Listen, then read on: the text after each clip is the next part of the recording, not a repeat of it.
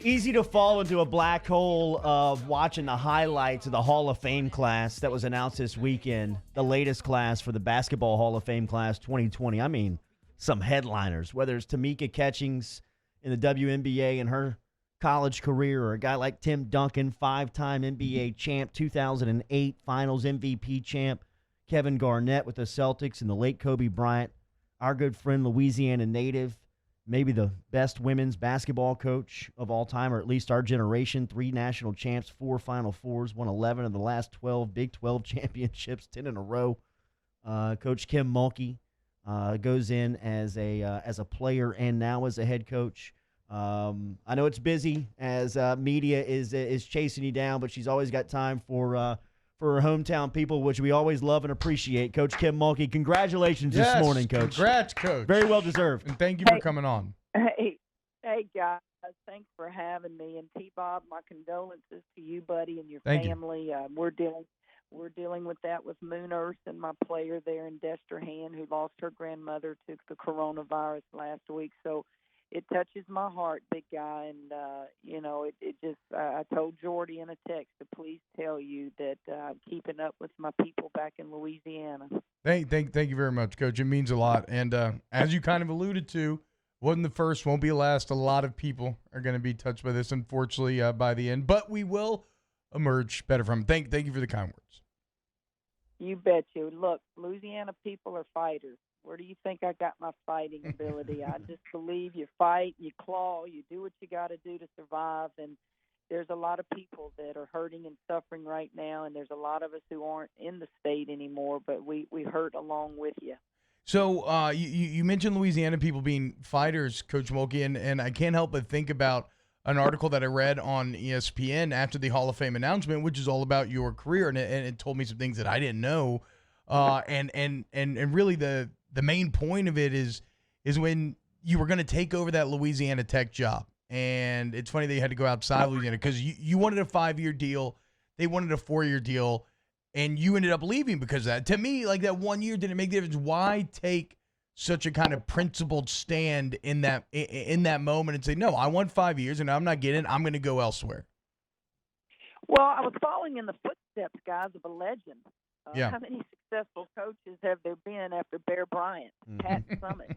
You usually have to go through 2 or 3 before you find the right one.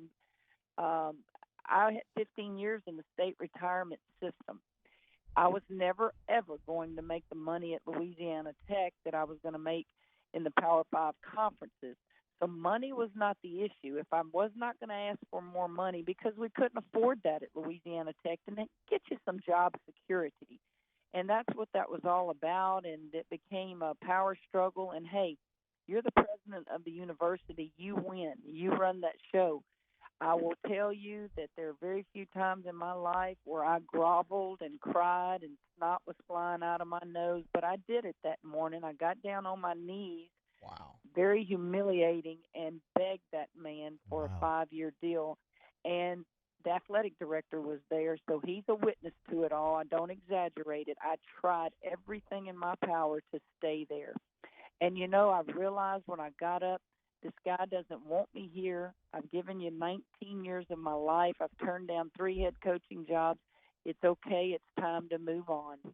And that's exactly what happened. There's no exaggeration there. That's my alma mater. That's where I had the most wonderful 19 years of my life. My children were born there. So it's just the facts. It's the truth. But now you just thank God for unanswered prayers. And so take me back to your headspace, because you take that stand and you make the choice to leave, and you join a Baylor program that I think had won 7 or 8 games the year previous. They finished dead last in the Big 12, and you had them winning a national championship 5 years later. What was it like going from a superpower in La Tech at the time to a program that had nothing to speak of? Well, I did take a stance. There's an old country song, you got to stand for something or you'll fall for anything.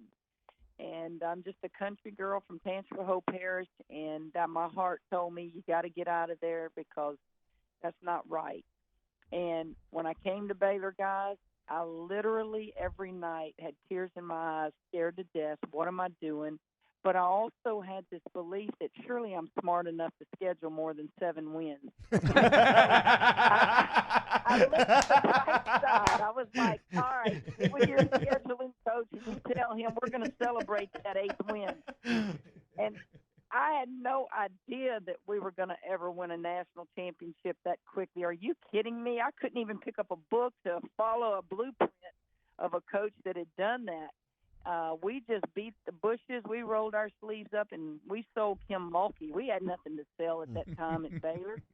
And kids took a chance on me. And we're not talking about blue chipper McDonald's All-Americans. We're talking about kids that were dang good players that were willing to come and help us build this thing. And when we won that first championship at the RCA Dome, which is no longer in existence in Indianapolis, that's all I could do was keep looking at the Baylor fans. Guys, that place had 30-plus thousand people, and I just looked at those Baylor fans with tears streaming down their face. And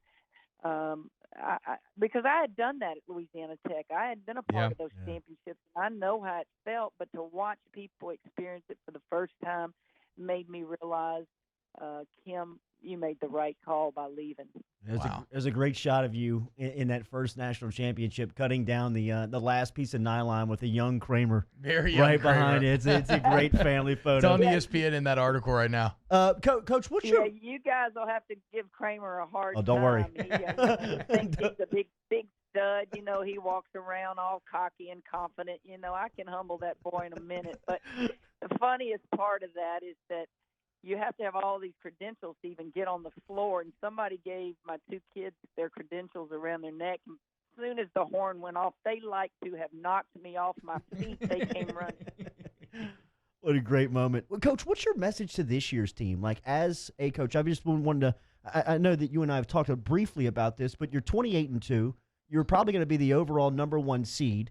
You're the defending national champ. From the sports aspect of it, from your team aspect of it, what was your message and what's your feeling? Well, my message has not been delivered really to them yet, certainly not in person. The last time I saw my team, we were getting off of a plane when the Big 12 tournament was canceled. We were on the tarmac and the runway. And so what I do now is I call them or text them weekly. They're doing their online courses, and they learned about the NCAA tournament being canceled literally at the same time I did on national television.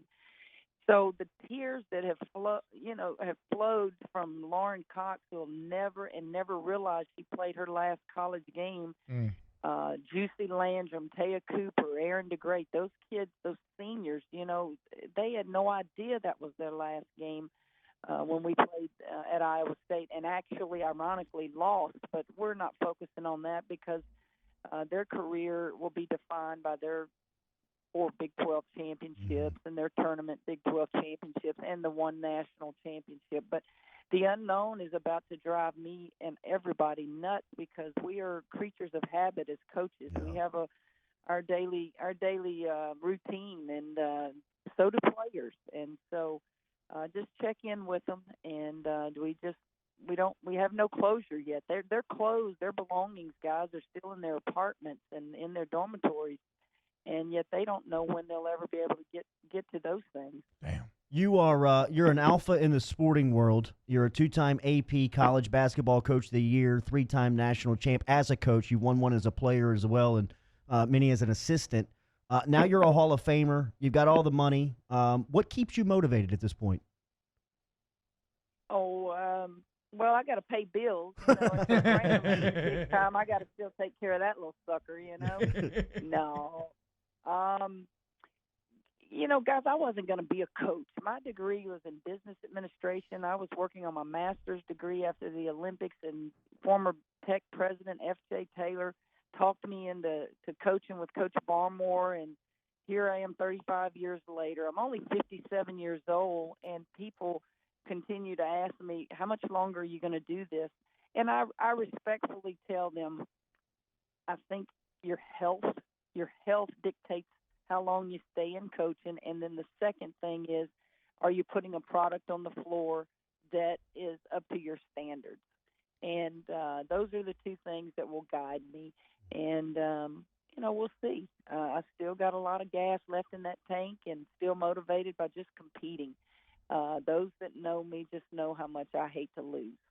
I think one of the best visuals that I saw all weekend was the appreciation and love that the locals have for you with throwing like a real-time parade. Once they saw the announcement come across Saturday, they rolled all in front of your house, and I don't know, I guess your daughter caught it on Facebook, but I know that probably meant a ton to you to see how you are, how you're received in Waco, but to see it like you saw it on Saturday.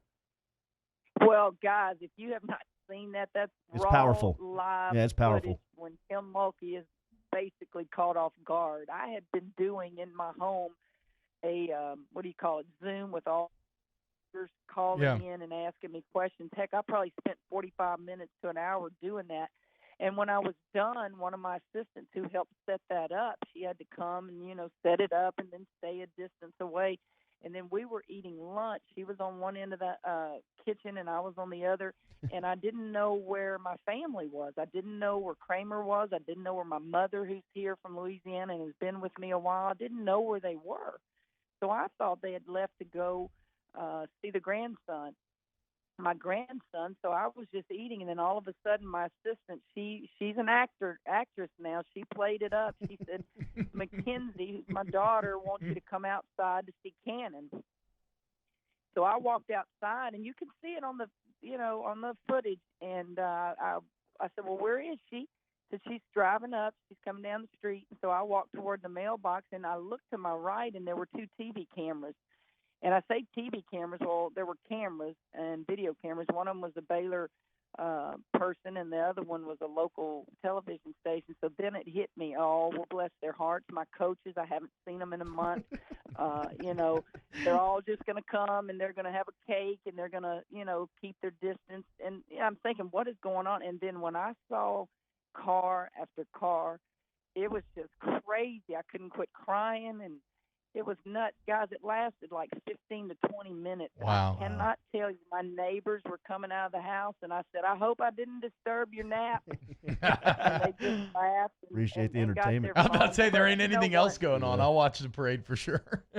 Well, you just have to know how creative it was, how touching. I was caught off guard. And as I said, I think on one of the interviews, guys, that's why I coach at Baylor. These people appreciate me. I love them. They love my family. And that was – and you know how quickly that had to come together because I just had found out. So anyway, yes, it was touching, and I'm glad they didn't show my ugly face when I cried too much. Louisiana native, maybe the best women's basketball coach of our generation, now a Hall of Famer and a great friend of our show. Thank you for this morning, and congratulations again. Guys, thanks, and please stay safe. Yes, ma'am. Yes, ma'am. You too.